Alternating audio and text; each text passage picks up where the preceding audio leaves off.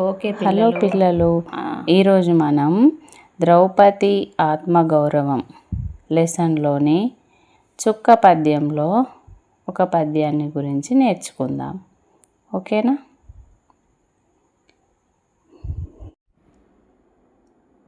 బలియుండా సొబగుండు భావభవదర్ప భ్రాంతుడై వచ్చి నిశ్చల సర్వాంగతనున్న నన్నరసిని చందంబుగాకున్న నా కులతంబొందెడునప్పుడు మండపము సంక్షోభింపగాన్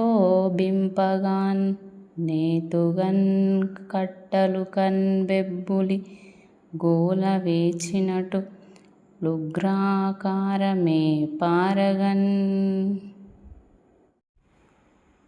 తాత్పర్యము: ఆ కీచకుడు మదనావేశంతో వచ్చి నిశ్చలంగా ఉండే నన్ను తడివి చూచి నీవు కాకపోవడం తెలుసుకుని కలత చెందుతాడు. అప్పుడు నేను కర్రతో కొట్టిన పెద్ద పులి వలె తీవ్ర కోపంతో కూడిన భయంకర రూపంతో ఆ మండపమంతా సంక్షోభించేటట్లు విజృంభించి బాధిస్తాను అని ఈ పద్యము యొక్క తాత్పర్యము. అలా చెప్తున్నది ఎవరు అంటే భీముడు.